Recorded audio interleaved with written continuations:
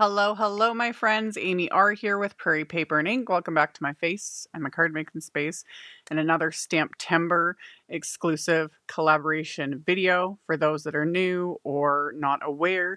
During the month of September, Simon Says Stamp has the big STAMPtember celebration, just a month-long stamping party, and they have partnered with a ton of fabulous crafty brands to release limited edition exclusive collaboration sets. These sets are only sold at Simon Says Stamp. They are only while supplies last. Once they sell out, they are not restocked. They're done for good. That said, all of the brands have wonderful product lines. Today's collab is with This Calls for Confetti, which now has stamps and dies and whatnot. They'd started with just like kind of bling and things like that. And I've been eyeing up some of their recent products. I really like this set. It's very quirky, very different. Love it. So I will have a link to the collab set. I'll have a link to the collab selection, what might still be available, because some things do last longer. And then I will, of course, have a list of links to everything I used to make this card in the description box below the video. My links are affiliate links. That just means that if you click on one of my links, end up placing an order, I get a little kickback from that at no extra cost to you. It's what helps pay the bills, keeps the channel going. That's enough housekeeping from me. Let's get into making the card. The first thing I did was I created a frame, and I die cut a piece of A2 smooth white cardstock using one of Simon Says Stamp's nested domed arches wafer dies. And then I took that frame and I'm tracing it onto my card base, directly onto the card front. And my card is going to be also an A2 size card. Now, the collaboration set from This Calls for Confetti is the Unbelievably Bigfoot stamp set. Like I said, it is quirky. I love it. I love it. I think it's so funny. And yeah, I started off with there's two little like star images in this set. And the pencil tracing I did, it's very light, but it just gives me a visual of what's going to be seen once I place the frame on top. This will make more sense as I, get all the inking and stamping. And I used my anti-static powder tool on the card front, and I stamped the little star images with Clair embossing ink, coated them with some detail white embossing powder, melted it with my heat tool. Then I took a bit of Post-it tape and applied that right at the score line so I don't get any of this ink past the score line, like onto the back of the card.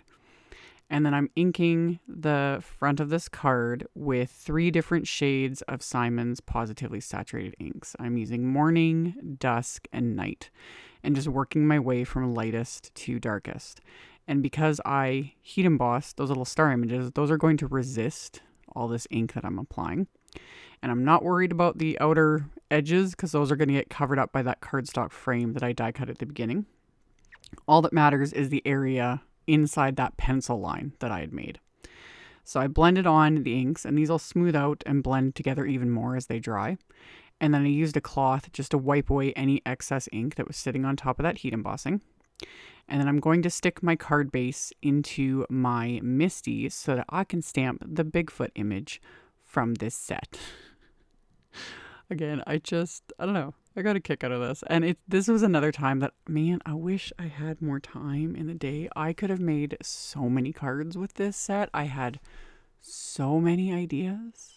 So many ideas. Not enough time. Wah. However, there's a bunch of other designers that got this set, so there's going to be just tons of inspiration. I kind of can't wait to see everyone else's interpretation of this. So, lined up my Bigfoot. And I stamped him with VersaFine Clair Nocturne ink. So he'll be peeking out from the frame. Speaking of which, I took that frame of cardstock and I'm going to stamp the tree images directly onto it using a couple different shades of Pawsitively saturated inks. And I'm going to use Artichoke and Pine inks. So, and I did this with the Bigfoot image as well, and I've talked about this before. With high quality photopolymer stamps, when they're brand new, there's a coating on them usually, and that's just part of like the rinsing out process when they're making it. And you notice it especially with really solid images that sometimes your inks will bead up or it just doesn't stamp, smoothly like it should. I just rub my fingers on it There's also, you can use like a white eraser. Altenew makes a really good like stamp conditioning erasers. Those work really well too. Just to kind of help remove that coating, kind of buffs it up a little bit. I do not recommend using anything abrasive. You don't want to wreck your stamps.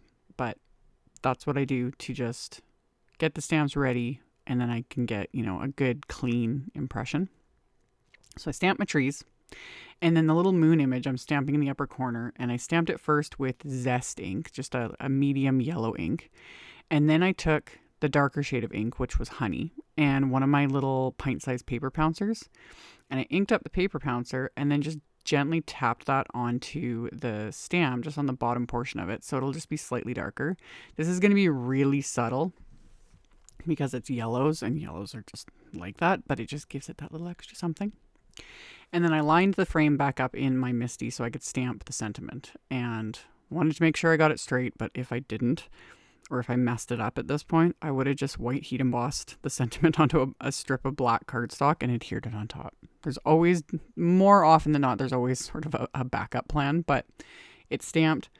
And if you look at the photos of the finished card, that sentiment is like, it's hairy. That's the only way I can explain it. Trust me. I didn't even notice it till I stamped it. And I was like, okay, I love it. It's such a subtle little thing. Love it. You know, it just gives it that little extra something. And it's the same thing with the sentiment I stamped on the inside, the word that says unbelievable. It's also hairy. It's little things like that amuse me. I love attention to detail like that. So anyway, yes, this could totally have been made into a shaker card. I legit didn't have time. I could have lined this with acetate, used thicker foam strips, and then filled it with shaker bits, like the star shaker bits I'm going to use, but I didn't have time. But that would totally have worked, and it would have been so much fun. But I just put Big Mama foam tape around the perimeter, and then I put craft tacky glue on top of the foam tape just to give me that little bit of wiggle room to make sure I line this frame up, you know, exact, because it covers the entire card. And then added a little extra bling. These are the Trinity Stamps Oh My Stars confetti that I just love. This would have worked perfectly, again, for a shaker. Like, just fill it with that, and so much fun. But this works too.